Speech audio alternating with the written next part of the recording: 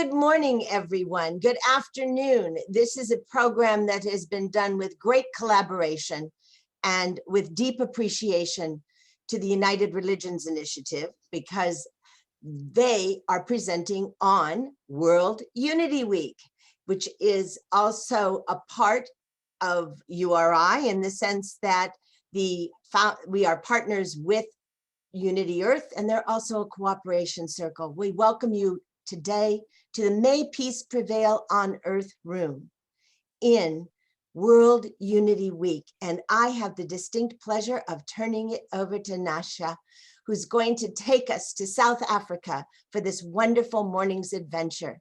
Good morning to all on Zoom. Good morning to everyone in Facebook. Good morning, Nyasha. Thank you so much, Monica. Hello, everyone from South Africa. It's good afternoon for South Africa. Good morning for those in the US, and good afternoon for those in Europe. Welcome to our discussion today, where we are having the Justice Desk, one of our cooperation circles, and we'll be discussing about young people working for human rights in South Africa. It's going to be a very exciting presentation, and I'm hoping you will all enjoy. To start off our presentation, I will start by speaking about URI in a short presentation for the interest of those that have joined this event for the first time and would like to know what URI is and what we do. So URI is an international organization which works with uniting and bridging differences between people of all beliefs to create community and solve local and global challenges. URI, we are people of diverse religions, spiritual expressions, and indigenous traditions throughout the world, hereby establish the United Religions Initiative to promote enduring daily interfaith cooperation, to end religious motivated violence, and to create cultures of peace, justice, and healing for the earth and all living beings. URI currently works in 113 countries, and we have 175 cooperation circles and individuals from around the world. We work with ordinary people doing extraordinary work in their communities and globally. We have 14 action areas that the cooperation circles work in. These include a few like community building, human rights, education, environment, social services.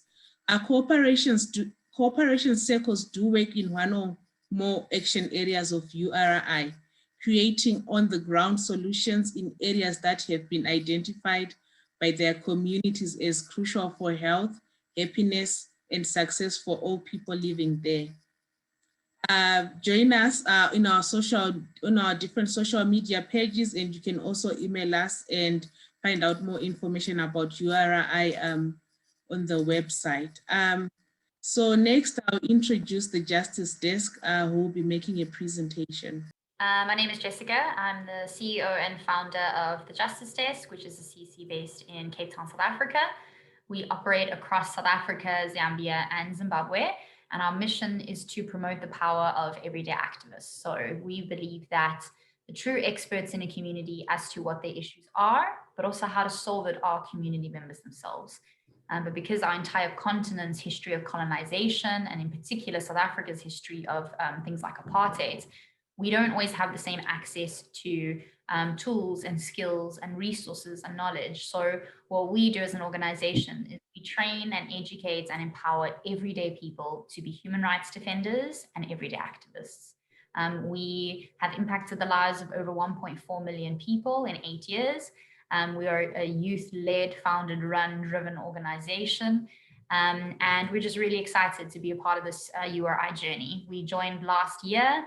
And we are still finding our feet a bit, getting to know everyone. But we're really looking forward to potential future collaborations, to the work that we can do together.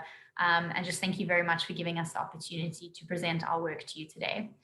So we have pre-filmed a video, which someone on the URI team, I'm sure, is about to share. And if you have any questions, I'm more than happy to answer anything at the end of the video. Thank you so much.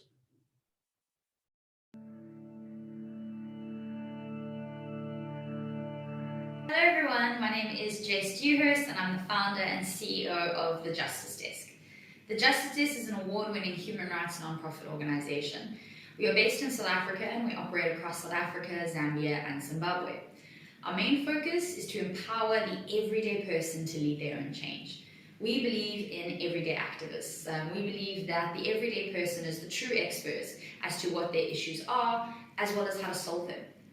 But often in our world, because of things like poverty and inequality and injustice, and in my country, things like the apartheid regime and colonization across the entire continent of Africa, not all people have the same access to tools and knowledge and skills and platforms to lead their own change and make their visions for a better future a reality.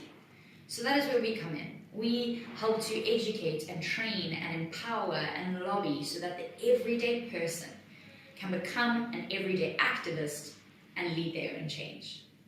Our key areas of focus are gender-based violence, children's rights, and human rights education. And our approach to how we make this happen, we focus a lot on research and advocacy, training and education, as well as community empowerment projects. At the Justice Desk, we have 4 flagship projects, which we are incredibly proud of. First is called the Umbokolo Club, which stands for the Rock Club. Our slogan is Watinta Bafazi, Watinta Umbokoto, which is you strike a woman, you strike a rock. This project is for girls survivors of rape and gender-based violence.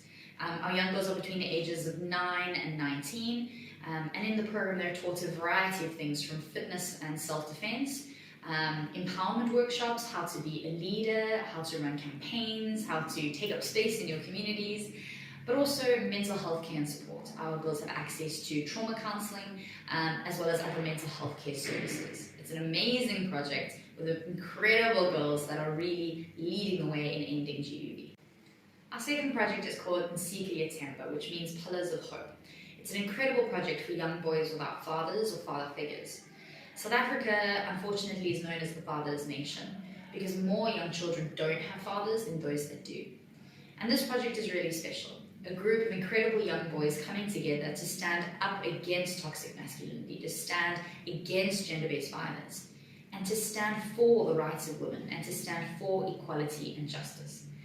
Our young men have access to outdoor-based education activities, and they also get empowerment workshops with the addition of our mental health component, so access to trauma counselling and care and social work. It's an incredible program. Our third program is called the Moya Project. That focuses on the rights of elderly, disabled, abandoned and abused people. And this is a project that's very close to our heart. It's one of the first ones we started. And ultimately, we try to stand up for the rights of the elderly and the disabled in a variety of different ways. And finally, one of our biggest projects that operates across all 3 countries is called our Youth Ambassadors Program. We are currently in 45 schools across South Africa, Zambia and Zimbabwe. We also have some schools who've signed up in the USA, in Kenya, Tanzania, Argentina. And it's really exciting. What these schools do is they sign up, they get trained and empowered and educated by the Justice Desk on what it means to be a justice school. We select 2 to 5 students from the school who become Justice Desk ambassadors, as well as 2 teachers who become Justice Desk advocacy teachers. And those students and their teachers are responsible for running 4 large-scale human rights campaigns a year in the areas of human rights, children's rights, GBV, and trafficking in persons. Throughout these campaigns, we're having hundreds of thousands of students across all these countries standing up together, collectively acting and engaging in advocacy work, in justice work. They're not looking at situations and responding in a charity solely focused way, but they're actually saying, you know, if people have the right to live happy and healthy lives, if our children have the right not to be abused, if people have the right not to be trafficked, then how can we challenge it at a systemic level to make sure that these injustices don't happen at all? And our ambassadors are incredible. We've had ambassadors who have been 17 years old and been responsible for the capture and arrest of human traffickers. We had youth ambassadors set up the first WhatsApp line for the deaf community so they can call the police, because before they had no way to access and message the police. We had a group of youth ambassadors, an all-boys group of youth ambassadors, stand up against tampon tax in South Africa. They joined a major collective, led demonstrations, wrote letters on the radio stations, and tampon tax was abolished in South Africa. We had incredible youth ambassadors stand up against gender-based violence, marching towards Parliament and demanding that changes be made to our laws. Only a few days ago, we found out that those changes were actually made and passed. So our young people are doing incredible things. And this is quite a shock to a lot of people, especially in the development world where everyone feels like the adults have got it down. We all know what we're doing when it comes to making change.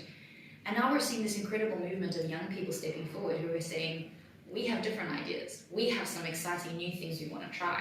And it's working. Our young people are doing incredible things.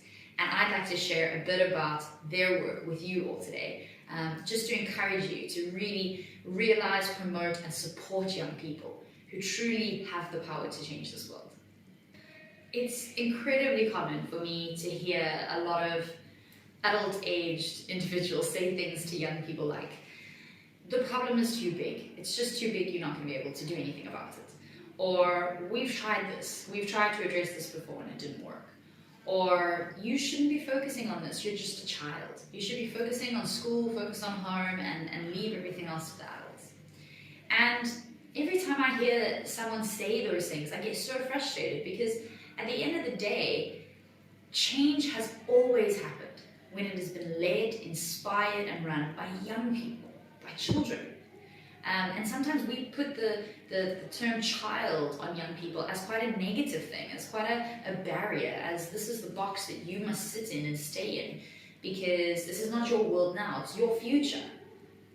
But that makes no sense to me, because our young people are living in the now. This is their world now. Yes, the future is theirs, but the now is theirs just as much. And yes, they may not be 18 and therefore not able to vote in an election, but they're voting every single day in the choices that they make, in the way they speak, in their behaviors, and the things they purchase, the people they surround themselves with. Our young people are actively engaged every single day in influencing our society. And for us to not recognize that, that's a failing on our part. Just as much as society influences the individual can influence the society. And our young people have an incredible way of doing that. They are fun, they are energetic, they are highly intelligent. They have a way of taking their passions, something that someone may think has nothing to do in the world of change makers or development work. They'll take some random hobby and use it to effect change. Use it to promote a message, to promote justice, and to gather people together. Advocacy work is always done together, but it's incredibly hard to help people to understand there's an issue in the first place and then convince them to come together to stand against it. But young people are incredibly, incredibly good at that. So our Justice Youth Ambassadors, they do incredible things. They'll go out and educate each other about what simply their rights are, and most importantly, what the rights of others are. In order to effect real change, we need to understand that our right to responsibility, which is also a fundamental human right, is a major component of what we do. Our young people are very passionate about that and go out into the streets to educate people in their communities, to empower people to say, listen, these are your rights, but this is what you need to do to help to access them and use them happily and freely and healthily. And there's a couple things which I often hear them sharing with each other, which I'd like to share with you today, which is quite powerful. The first thing is that if you ever want to be a part of making a difference, you need to make sure that your morals and your actions are actually in line. A lot of the time you'll hear people saying, oh yes, I am so against corruption, I'm so against, all this horrible people stealing from the state, but you'll get someone who's a little bit more likely to, pay off a parking ticket when someone comes up after you've broken the speed limit. That's an example still of corruption, but we tend to not look at it that way. Our young people are often speaking about making sure that our morals, what we believe in, and our actions are in line with each other. If you believe that everyone has the right to water, we should not be wasting water. If we believe that everyone has the right to education, we should ensure, so this is what our young people say a lot of the time to other young people, you can't be disruptive in the classroom. You can't not engage in the classroom because you are disrupting people's right to education. So it's about more than saying that you're against something. I'm against racism, I'm against poverty. You have to be anti it. You need to say that I will actively stand up and say something and do something at a potential loss to myself and my things that I own, if you are really against something. And that's something our young people are very good at. They're very good at saying that it does not stand in the way of justice, so I'm not going to engage with it. A really easy example of how they tend to do this is through barcode voting. So people say, oh, young people, you can't vote. They'll go, you know what, we'll find ways you can. And barcode voting is when you purchase something that has a barcode. And every time that barcode is swiped, you are voting for that product, and you're voting for the company that made that product. So let's just say you decide you want a chocolate or a hot chocolate, and you go to the shop and you swipe your barcode and it's a Nestle chocolate. A lot of people will think, I just want a hot chocolate. But what a lot of our young people are thinking is, I'm not going to purchase this product because if I do, I'm voting for Nestle. And if I'm voting for Nestle, I'm voting for a company that has publicly stated that they don't believe that everyone has the right to water. And they have gone further to build factories in areas where people only have one source of natural water, built their factories right there and prevented local people from accessing their own water. So this is a company that has notoriously violated human rights. But every time we buy a Nestle product, we're saying that we're okay with that. We are voting for that. We are fine with that. And if you don't think that's the case, then you're wrong. I'm sorry, because it is. Because you're putting money into those companies' pockets every single day when you support them. So start barcode voting the right way. Identify who you are purchasing your products from and make sure that you're not supporting companies that do not respect fundamental human rights, as well as the rights of the earth, which are incredibly important. We need to watch the groups we hang around with. Are we, just hanging around people that look exactly like us, from the same country, maybe from the same community, are the same race, have the same accent? If we are, we cannot say that we are against discrimination and racism and xenophobia, because we are not taking active efforts to diversify the people around us, to make sure that we can learn from more cultures, more beliefs, different nationalities. And that is why it's incredibly important to watch young people and follow by their example, because these are things that they are doing. They are breaking barriers, they are breaking boundaries that have been created by older generations and saying, no, I'm not going to believe the stereotypes about X, Y, and Z. I'm going to get to know a person, I'm going to get to love a person, and I'm going to form a relationship with that person.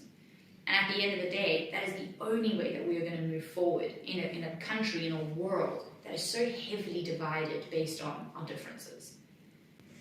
Our youth ambassadors continue to inspire every single one of us at the Justice Desk. Like I said before, they're doing things like catching human traffickers. We've had Zambian youth ambassadors be responsible for young girls being taken out of child marriages and placed back into school. We've had ambassadors be responsible for the abolishment of corporal punishment in schools. And these are all children under the age of 17, which is unbelievable. And I often ask them, okay, just give me some tips, give me some advice on how I can be a better everyday activist. And here are some of the things that they shared with me. Number one, educate yourself and educate others. Always make it your focus to understand what your rights are, but also the role that you play in infringing upon the rights of other people. Are there any lessons that you need to unlearn, which have been taught to you by older generations, which actually do not support human rights? Then do the homework, put the effort in, and unlearn those things. But constantly be trying to learn and grow and become an everyday activist every single day. Secondly, rethink and rephrase. If you hear something that someone is saying that is actually really not cool and goes against human rights or justice in any type of way, don't get angry and upset and everything like that, but what you can just say to someone is R&R, rethink and rephrase. It's something that our youth ambassadors and the Justice Desk we use quite regularly. If anyone says something that's inappropriate, we say R&R, and they pause, they rethink what they were trying to say in a way that isn't offensive and actually is not violating any rights, and they will re-say it in the way that perhaps maybe they intended to. So R&R is a great tool that can be used. Number three, find your passion. Find your passion, no matter what it is, and use it in the fight for justice. Whether you're in the clothing industry, the business sector, whether you're a stay-at-home mom, whether you are a teacher, whether you are a truck driver, whatever space you are in society, you will engage people, which means that you have the chance to either uphold injustice or abolish it. So find your passion, find what you're good at: music, gaming, art, poetry, business, whatever it is. Use that to promote the word of justice and human rights. Next up, partner, plan, and share. If there's an issue that you're really passionate about and you want to do something about it, don't do it alone. Follow what our young people do. They love together. So partner with each other, plan something together, and share it so that more people can join you on your movement. Remember, the more people that know that an issue is an issue in the first place are more likely to join you to try to action against it. And finally, support other organizations. Support organizations that are focusing on systemic injustice, on ending it. Organizations who are human rights based and focused. These organizations have a long way to go, because in order to end systemic injustice, it's going to take a very long time. So invest in them now, help them now, offer your skills, your talents, maybe financial support. I guarantee you it is going to make a world of a difference. Something also that's really powerful and that's always stuck with me is a quote from Malcolm X. If you wait until you can do everything for everybody instead of something for somebody, you'll end up not doing anything for anybody. And that's one thing that our young people are incredibly good at. They don't have to wait for the world to come crashing down for them to take action. When one life is affected, our young people tend to respond, and we need to follow suit. We need to follow them, be inspired by them, most importantly, support them in their incredible work for justice. Thank you. Thank you so much, Jessica, for that powerful presentation. I'm sure you're all inspired with what the youths are doing in South Africa, and it's my prayer that one day the project actually covers the whole world. So now we are going into the question and answer session. From my region, I have with me Yara Costa. We are going to go into a question and answer session with Jessica, and then after our session, we will open to the floor. The administrators will be able to unmute whoever who has questions to ask. And those that are watching live from Facebook, you can type your question in the chat box, and Sarah will be able to share the questions with us. So Yara, you can ask your first question. Thank you, Nyasha. Once again, congratulations, Jessica. It's an amazing work that Justice Desk is doing. So my first question is, how did you approach the communities in order for them to allow the girls and boys to participate in the programs that you created? Thank you so much. That's a really important question. A very important part of the Justice Desk was making sure that we spent a lot of time in our communities before we started doing anything. So our number one role, or the most important thing, is to recognize that we are not community members. We weren't born there, we don't live there, so we will never ever know what it's like to be actually living in that community. As a South African, I can say that also. I will never have any idea what it's like to live in a township community, even though I've spent my entire life in a country that has townships. So what we did was we spent a lot of time in our communities before we started running projects, simply getting to know people, loving people, caring for people, going to funerals, going to weddings, going to birthdays, really communing and being at one with the communities that we worked in.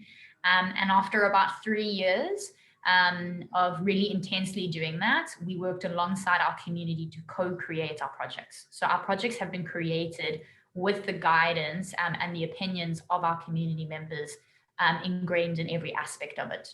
So it was pretty easy to get parents to allow their kids to join our programs because, number one, we had been in the community for years. We had shown them that we weren't there to just come and say, hey, we have this project and we want you to join. We said, hey, we love your community. We love you. How can we work together? And is there a project you would like to run that we could help make a success? And that's how we did it. So we had the community's trust. And also we don't just do the projects, we'll also do trainings. So we'll do trainings of parents, with grandparents, with everyone. So everyone in the community some way is already associated with the Justice Desk. So when they hear of a project that is being run by it, they're much more likely to trust it because they themselves have experienced the Justice Desk in some way. So when it came time, every year we take on a new group of girls and boys from the different communities to join, particularly Umbokoro and Nsika, for example. And it's really easy. Word of mouth spreads. And I mean, our waiting list has hundreds of children on it to get into those projects, which is amazing because it shows how many people want to join the project, but it's also really heartbreaking because that's the amount of children who are being affected by gender-based violence.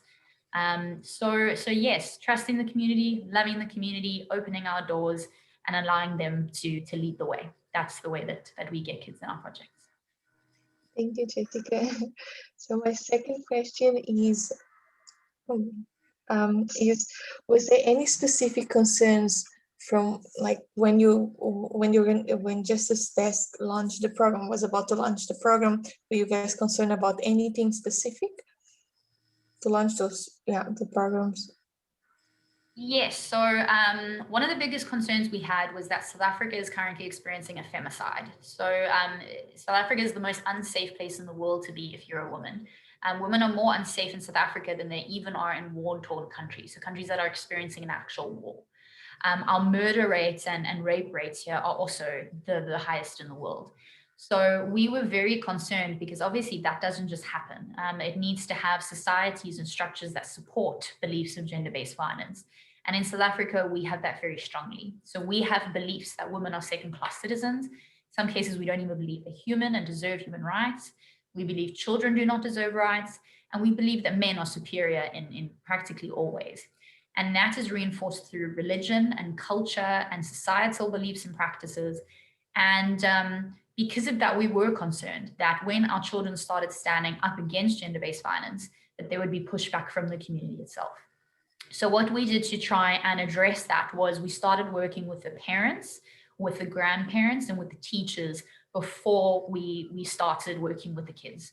Because we wanted to make sure that when the kids went home and they went home and suddenly said, hey, I have rights, and actually so do women, and I don't like the way that you're treating my mother, for example. We didn't want the parents to just turn around and beat up the kids and say, what are you talking about? We wanted our kids to go home and say, hey, I actually believe in the rights of women, and to have their parents who've gone through Justice Desk training say, we agree with you, because we've also been exposed to that. So that's what we did. Everything we do it holistically. So we make sure that whatever's being taught in one of the programs, it's also being taught and experienced in all of the others that are in the same community. So I would say that was our biggest fear, and it still continues to be, because we obviously have a lot of people who don't agree that the rights of women are valid, and that human rights includes all genders and gender identities. So because of that, there is always that fear. Another element is that, you know, when you stand up for human rights, again, not everyone believes you, and that can result sometimes in violence.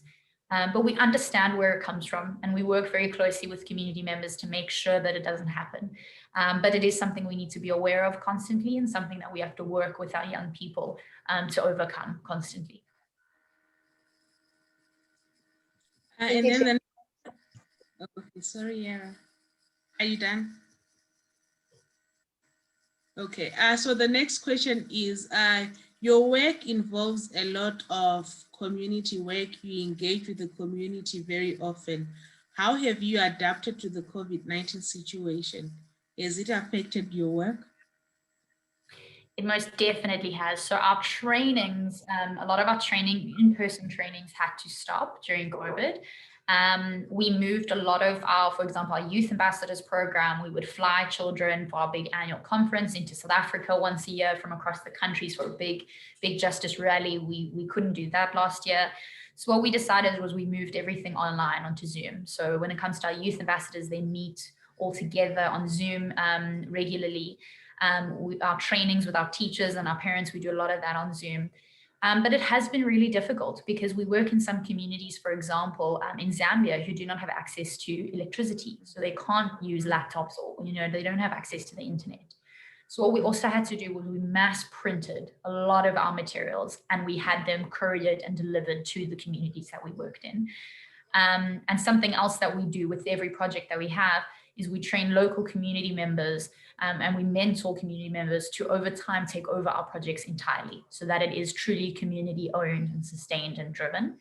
And what we did was we really mobilized those community leaders, and we gave them all the educational materials so that they could continue within their COVID bubbles. They were able to actually go and distribute materials in ways that we could make sure followed COVID protocols and guidelines to prevent the spread. But it definitely had an impact on us because not everyone has the privilege to go onto Zoom and to go have a computer or a phone. And I think we still, I think the world has forgotten how many people still do not have access to their basic human rights. So that is something that we've struggled with. We are slowly picking up our in-person trainings again, but we're trying to do it in a way that's as safe as possible. But it is difficult. I know, but I see you've done great innovations, and that's quite good because the way keeps going on. Still on COVID-19, I understand that most countries have gone under lockdown, South Africa included, and the trend with most countries in Africa and across the world, there has been a sharp increase in gender-based violence cases. And it's one of your focus area.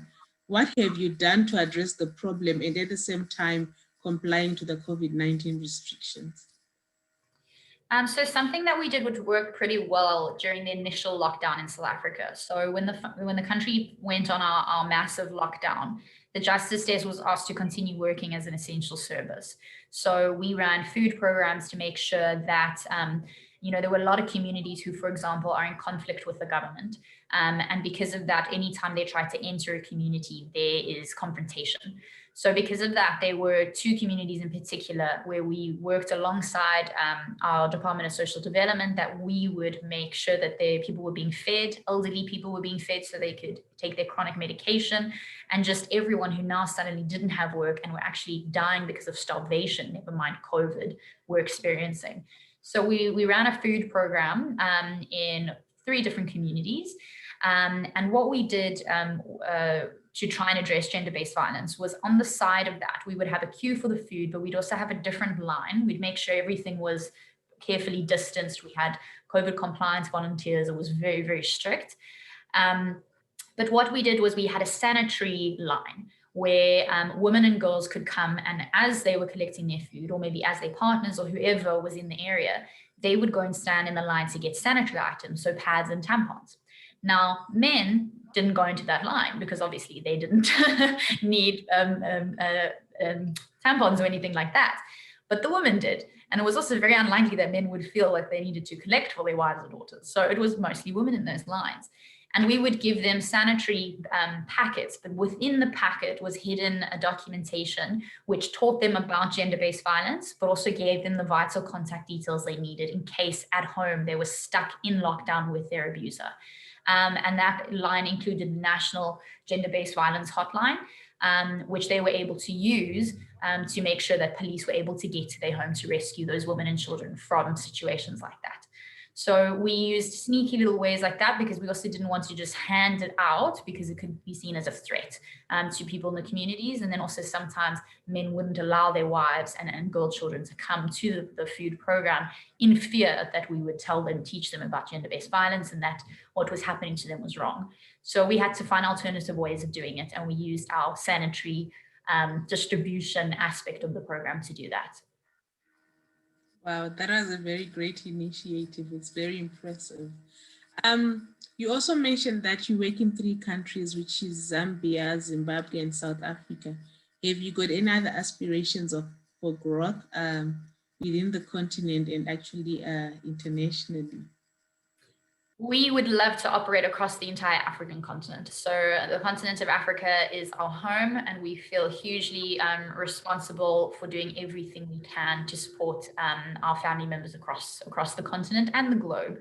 So we do offer our trainings and mentorship to many other organizations across the continent. We do work in Kenya, Tanzania, Sierra Leone, Ghana.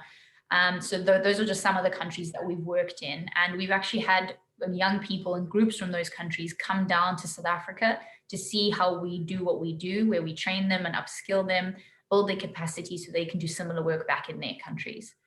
A big thing for the Justice is we don't want to reinvent the wheel, and we don't want to do everything. There are incredible people across the continent who are there, who know their context, who can do incredible things. So what we want to do is simply support them, care for them, train them, educate them, give them access to some of our educational or training materials so that they can lead their own change. For us, if we are the ones doing everything across the continent, then we're not doing our jobs. We need to empower other people to be able to do it themselves. But we do want to make sure that we are available to people across the continent. And any groups that want to collaborate with us, any groups who want to start up mini justice desks across the continent, we are there to support and help groups to do that. Okay, thank you for that, Jessica. I have a question from Sharon in the Philippines. She's asking, I would like to ask, how have you been able to keep up working with communities despite the limitations posed by the global health crisis? Are there any particular methods that you can share to help inspire us who are situated in other parts of the world? Should I repeat? Yes, so I think, I mean, obviously being able to switch things online does make life a bit easier. And if you're able to do that, you can continue to do a lot of your work, or at least meeting each other to upkeep the passion. And in South Africa, we say the gees, so the excitement of the work you're doing and the relationships between you and your colleagues.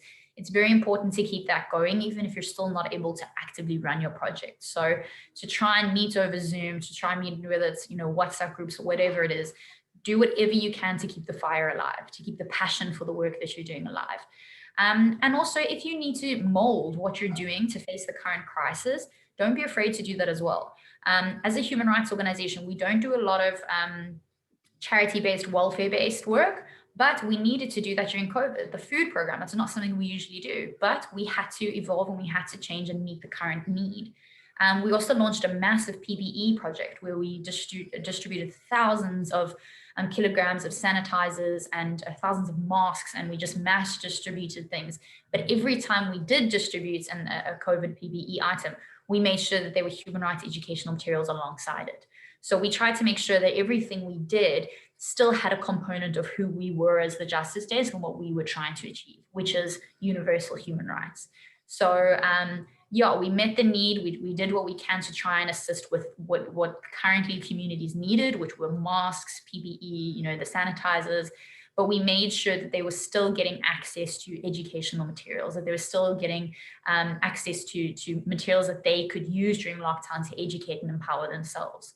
And then we would still support people on WhatsApp groups. We have way too many WhatsApp groups, but all our young people stayed connected, stayed inspired. And that's what we tried to do. But we also, kept communicating to everyone that, if we all stayed safe, if we followed COVID protocols, we could do what we could to try and end COVID. And that meant we could go back to our projects. And I think that also really inspired people to want to actually comply with COVID regulations. A lot of our Umbokoro girls, if we'd ever see them in the community without a mask, we'd say, hey, don't you want to go back to Umbokoro? Because you were not going to be able to until COVID calms down. And then suddenly they'd be like, where is my mask? And then immediately put their mask on. So also using your projects, which people love to engage with, to say, listen, let's work together. And if we can achieve this, we will be able to go back one day to what we're used to our normal projects. But to not be disheartened until you get there, because we will get there. I do have faith that we will as a world, but we just have some work and some trials along the way before we get there. Mm-hmm. And then the next question is, do you work with religious leaders in your program?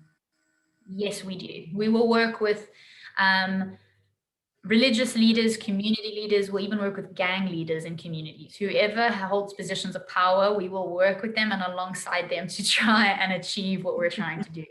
In one of our communities, huge gang presence, our Moya project, for example, it's one of the only places in South Africa that will accept gang members who are dying. So a lot of gang members who are very sickly and dying, if they go to hospitals, a lot of the time, people don't want them there because, for example, like our numbers gangs, they're responsible for the mass murder of just so many people.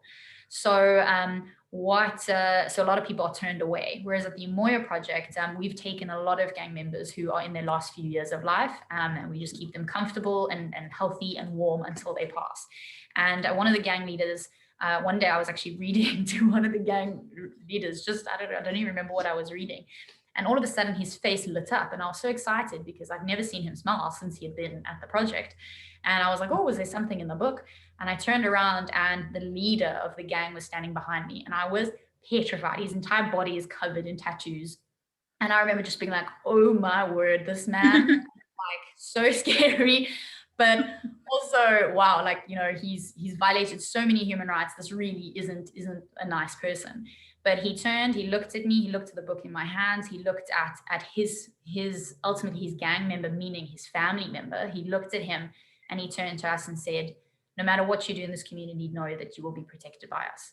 And that was the most incredible thing, because I think he was just, for the first time in his life, they were treated like human beings. So we will work with anyone if it gets the work into the communities. But religious leaders are incredibly helpful. So for example, in our COVID projects, all the political leaders were fighting with each other. So we couldn't get the food into the community. So what we did, we mobilized the church leaders, all the churches, the mosques, everyone, we got them together and we said, can we make the food distribution spaces your churches? And once they said yes to that and they led the way, the political leaders said, yes, we can move ahead. And every time the political fight started stirring up on the church sites, then the pastors would come on and say, no violence on our sites, go outside, and the food program will continue to go. So our church leaders are vital in keeping the peace, but also being strong leaders in the community who help everyone to realize what the important thing is here, which are human lives. So definitely, we work with any and all religions and religious leaders within our communities. Okay, Alice, I see your hand is up. Would you like to comment on this particular issue? Thank you, Nyasha. Yeah, Jessica, this is totally great. I'm Alice and I'm from the States. I live in San Francisco. And I have about 12 questions because I'm totally inspired by what you're talking about. But if I had to choose one in this moment, I'm curious about how so I'm really inspired by the countercultural quality of the work that you're doing in so many ways, and also how thoughtfully you're going about it, so such that it's community driven and such that it is sustainable and effective. And I'm just curious about how can you talk a little bit about what it's like to try to keep people in touch or connected, because you're offering information that is so strange in some ways when you're talking about gender-based violence, for example. And then I just imagine that must be something that you think about. And I'm curious what you can share about how you work with maintaining connections, whether it's amongst the leaders or the participants. That's an awesome question. Thank you so much. It is not easy. It is incredibly hard. Relationships are the hardest thing to upkeep. It's one of the things I'm like the worst at. I used to be good. I feel like I don't know what's happened. But so what we do is we make sure that we work with so many community leaders and so many, we call everyone a community leader, or what we call beneficiaries. We don't like the term beneficiaries, so we say our community heroes. So anyone who's engaged in our projects are heroes in some ways. And we will equip them to fall in love with human rights to the extent that they are constantly speaking about it and sharing that message. So much so that we don't have to. The Justice Desk doesn't have to do it anymore because the people in the communities are doing it themselves. And that's how it is upkept, because the conversations are now happening in the family home. They're happening in the school. They're happening on the soccer field. And we will really reward people who start to really become what we call an everyday activist. So someone who wakes up and all their actions, everything they do is in the name of justice. And we'll really celebrate those people. We'll, really go out of our way to make them feel so loved and appreciated that they want to talk about these types of things. They want to, be known as a Justice Desk everyday activist. We'll do lots of things in communities. So for example, a lot of our programs children have to walk to, and we have massive problems of human trafficking in the country with kids just being kidnapped on the way to the projects. So what we did was we got a whole bunch of men together in the community and we said, how would you like to be a children's champion? And they were like, well, what is that? That sounds really cool. And we were like, yes, it is. And we said, literally, we want you to position yourselves along the streets so that when the kids are walking to the projects, there are at least a group of men there wearing Justice Desk t-shirts who they know have their back and are looking out for them. And we even had a situation at one of our projects where a car came up and tried to convince a kid to get in the car. And you just saw all these children's champions running out of that car and getting that guy out of there very quickly. But we created a culture and a pride among people who are part of the Justice Desk family. People are proud to know what their rights are because they know how much has gone into preventing them from knowing what their rights are. And so they're proud to know that they are part of a movement that is changing their communities. Something we'll often say, in the communities is, for example, Nyanga, one of the communities we work in, was the murder capital of South Africa, where, a ridiculous amount of people were murdered there every single day. The new crime stats came out and Nyanga has dropped a few spots and we have lost our minds in celebration. So we have messaged everyone and said, congratulations, look what you've done. And the community is going, look what we've done. So to really frame it that way, to say, look at the change that you are doing, not what the Justice Desk is doing. We are privileged and honored to support you in the change that you are doing. But ultimately, those change makers are the community members themselves. And once they know that and they believe that and they're proud of that, they will do the rest of the work. We don't need to. We don't need to upkeep it because we know that they will. This is so great. I won't ask any more questions now, but just thank you very much for sharing about what you're doing. It's totally fabulous. And I'm grateful for what you're doing. Thank you. Thank you. Thank you so much for the question as well. Yeah. Maria, I see your hand is up. The floor is yours. Thank you, Nyasha. And again, Jess, we are so proud and so thrilled with what you are doing. In URI, we are trying to develop an impact assessment and try to understand how cooperation circles, groups, associations measure the impact they are doing. And I hear a lot of impact in what you tell us and the people becoming the heroes of justice, etc. Do you have an impact assessment practice? Do you do surveys, or how do you measure the impact of your work, if you do? Yes, we do. Monitoring, evaluation, learning, and then reporting is a major part of what we do. We have policies that guide every aspect of what we do, which we are constantly also changing and growing to match new things that we're learning. But when it comes to, we always say at the Justice Desk, we don't want to exist for the sake of existing. We need to be here. There must be a need. If there's no need, we've actually done our jobs. And if we're not needed, we've done our jobs. And then we need to celebrate. So we need to get to that stage where we're no longer needed. So we need to measure to make sure actually is impact happening, is growth happening. So in our trainings, we do a lot of pre and post testing to really test the growth in knowledge that is happening among our community heroes. In our projects, we also do a lot of pre and post testing. We do most significant change stories where different community members write stories as to change that they've witnessed, which then needs to go through a triangulation process. So 3 different people from 3 completely different sources need to come forward and prove that change has happened. And yeah, we do a lot of assessments as to what children are like when they join our program. What are their home situations like? What are their mental health conditions? What are their physical health conditions? And then we also measure it throughout the project to the end. And we try to do both the quantitative, which we're obviously always gathering, but the qualitative is also important for us because I think that gives a beautiful insight into the change that's happening in the person's life through a story. And we'll also use photography. So we'll take a picture, for example, after getting all the necessary approval and signing all the right forms that comply with our child protection policies. We'll take a photo of our child when they join the project. And after the 3 years, because all our projects are in 3-year cycles, we'll take a picture of what they look like then. And you will fall off your chair when you see some of these pictures. We've actually done photo exhibitions to actually show the change that these children go through, especially our young girls who are survivors of rape and GBV. And you just see how powerful they are after their 3rd years and how they hold it within themselves. We also take M&E seriously to the extent that we have a board member who actually specializes in M&E. And once a month, he's coming to the Justice Desk to actually meet with our Chief Operating Officer to go over every aspect of our M&E to make sure that we're doing research studies on our own projects, to make sure that they are actually being run because they're needed and not because we just want to. And that includes, we do external audits every year, as well as narrative impact assessments on our projects. So we will do it internally, but we'll also bring in external people to do the impact assessments themselves, just to make sure that we're not biased in saying that we have impact when it's just our opinion. We want to make sure that there are external people who can also say that impact is happening. So we do that process on a yearly basis.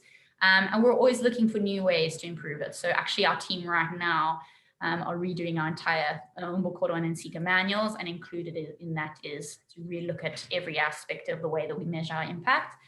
So they're currently doing that as well. So it is a big part of what we do, is to measure, to make sure that the change is happening. Because if it isn't, we have no right to exist. But if it is happening, we also don't have to exist, but that's for a good reason. Amazing, Jess, this is wonderful. And I would love to follow up with this in the future. Excellent. Thank you so much. Dave, I see your hand is up. You can go ahead. Yes. Hi, Jess. I'm behind the screen here. I look like Monica, but I'm her husband, Dave. Two questions for you, and one is a personal one. What's your background that led you to be in this role at the Justice Desk? And the other one, I put these in the chat, but I'm happy to have the opportunity to ask you live. The other one is, where does the Justice Desk get its funding to do these programs? When you were on the video, it looked like a nice background, like you got a nice cushy office. I'm kidding, but I'm curious as to where you're getting funding to do all these programs. Yes, thank you. Thanks for the questions. So my background at a personal level, I specialize in social development. I did an undergrad honors and master's degree in social development, specializing in human rights and the prevention of human trafficking in South Africa. I mean, my background, I'm a white South African. I think that says it all. I'm a white South African who was brought up in what was called the Rainbow Nation, but I never saw it anywhere. And I just felt my entire childhood, sound like a bit of a brat saying this, but I just felt like I was constantly being lied to about this Rainbow Nation and all we had achieved. And yes, we achieved democracy, but we never achieved true justice, and we never achieved equality. And we still haven't in our country. Everything that people get, your resources, your opportunities, are still largely determined by the color of your skin. And I grew up having everything available to me. Every university I applied to, even though my marks were not that great, I got into. Things that I wanted to be able to do, travel the world, I was able to do. But my brothers and sisters and gender non-conforming family members in township communities, they did not, no matter what they did, get the same type of opportunities as I did. And that's because systems of oppression still are very, very much alive in South Africa and across the continent and the world. The color of our skin, our gender identity, the accent we have or the country we come from largely determines the opportunities and resources that we have. And I could not live in this country and not try to do something about that. So we started the Justice Desk to make sure that, we have a lot of great organizations that change laws and policy. We have a lot of great organizations who deal with a specific issue like homelessness or trafficking or, not having access to clean water. But we didn't have a lot of organizations that put the two together. How do we make sure that these laws, these words on a piece of paper, actually have real meaning in the lives of those in our communities? And the way we do that is empowering them to do it themselves. So that was the mission, the spark that started out what the Justice Desk does. When it comes to funding, I'm going to be very honest here. Funding is incredibly difficult. People still, I don't think, see the value in justice and human rights work as they should.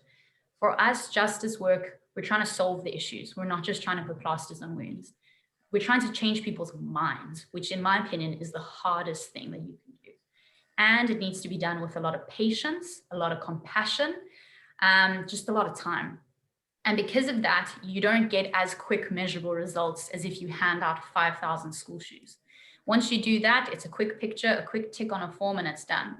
But to change someone's mind, to change a law, to change a custom in a community, that takes time, which means then it needs to be invested in for at least a period of 3 years to start with.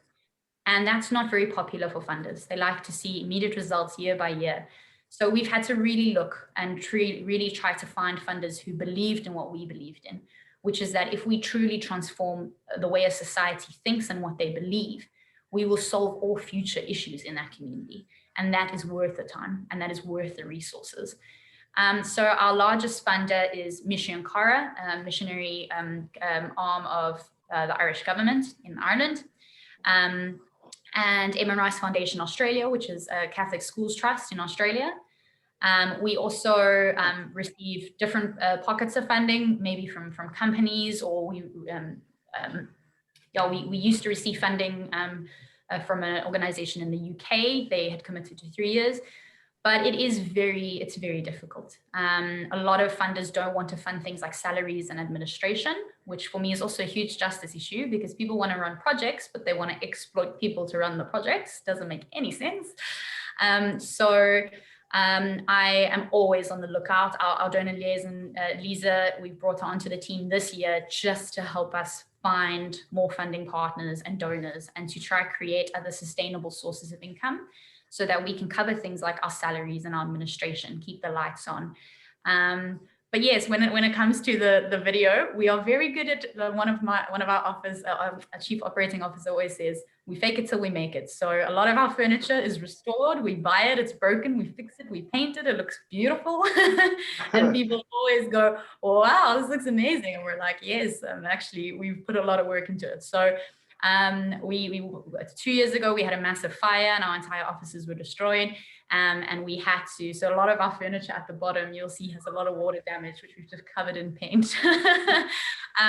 But yeah, we fake it till we make it until we don't have to fake it anymore. So that's what we do. We do a lot with a little. We shouldn't have to do the amount of work we're doing with the amount of funds we have, which isn't enough. But we're trying our hardest. We're trying our hardest, but it is definitely an area of big concern. And it's an area that we're always trying to improve on, to try to find more streams of income, and also funding partners who believe in what we believe in. We don't want to just be funded by anyone. We want to be funded by people who want to actually partner with us on this journey, who want to be a part of transforming people's lives. So that's also something we look for when we're looking for funding partners. Somehow I knew you'd have brilliant answers. Thank you for that. And look forward to meeting you if I'm ever in South Africa. Thank you. You are all very welcome. Just give us a call. I see John Paul has his hand raised. We are also running out of time, but I guess we can stay for the next 5 minutes to round up everything. Thank you, Nyasha, and thank you, Jessica, for the presentation. I mean, the work that you do is impressive and it's amazing. I think definitely at the time that we are in now, we need to impact people in the means of recovering their agency, to get people to think and say, this is actually not right what I live in. I shouldn't be afraid to play outside my own house in the fear of either being shot, stabbed, robbed, or being hijacked and taken away. And so we definitely have something that is wrong systematically with our communities. And one thing I was just thinking about is, how do you go by uncovering the sources of the problems instead of just only engaging in, the solutions?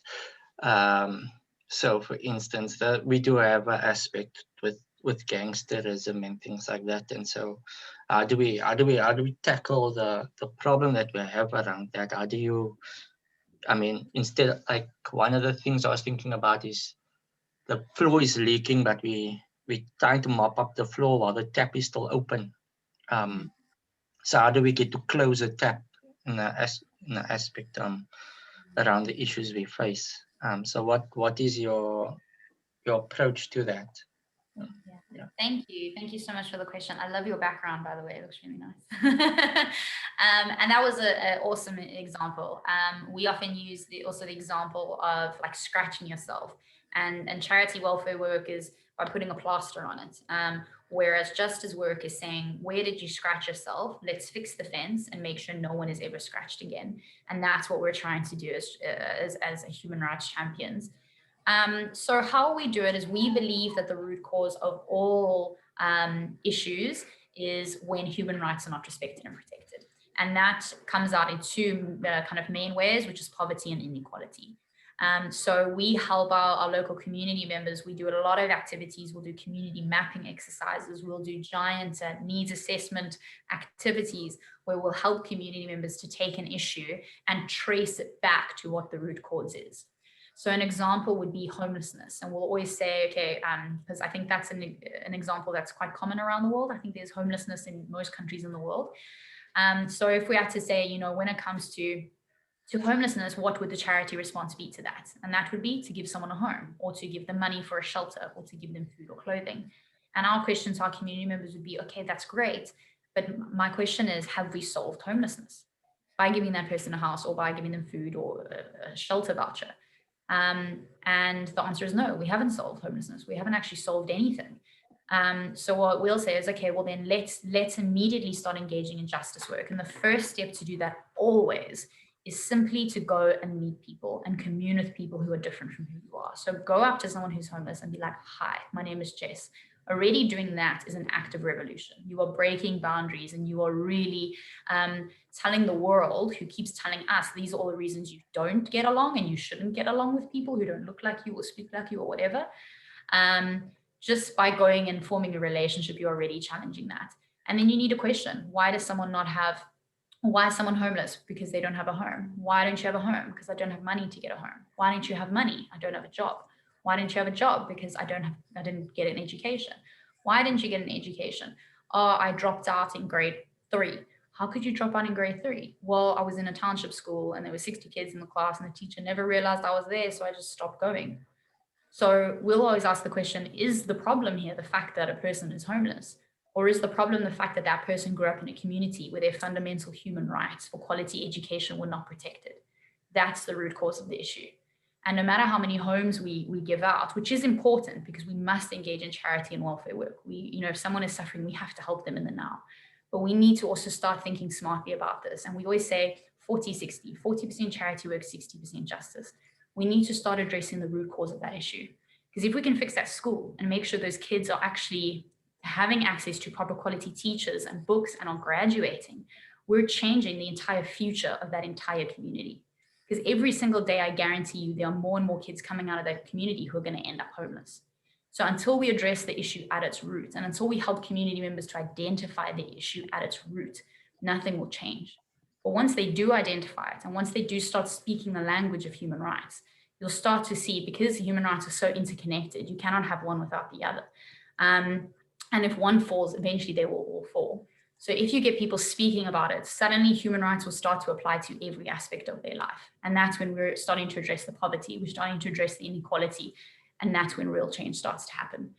So those are our beliefs, and we believe that that's easy, accessible ways and activities that people can use to identify themselves.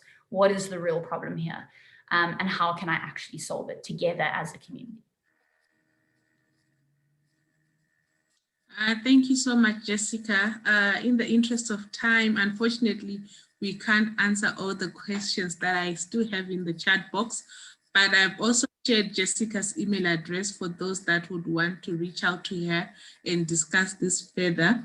Thank you so much also for the compliments that we have received in the chat box, and I'm sure Jessica will be able to read them before she leaves the meeting. And thank you all for attending this session. I see there's another comment that came through. Okay, it's Sarah saying thanking everyone for being part of this event. Monica, I see you've also commented that you'd like to link up Jessica with Habitat, Safer Cities and Office of Human Rights. I will share Jessica's email address with you so that you keep in touch, and I'll do the same with Jessica. So to you all, thank you so much for attending our session. I hope you enjoyed every part of it. Back to you, Monica. I did, Nyasha. It was Thank you, an outstanding session. And this is the reason that we record them, because we can share this story more widely. And it is with great humility and hope that I see the work in South Africa between the two of you. Jessica, the Justice Desk is an outstanding project, and I just hope that we can really share your message widely, and the training and the love that you are given to human rights. Thank you so much. I look forward to being in touch, and I invite people to enjoy the rest of the URI programs on World Unity Week with this link.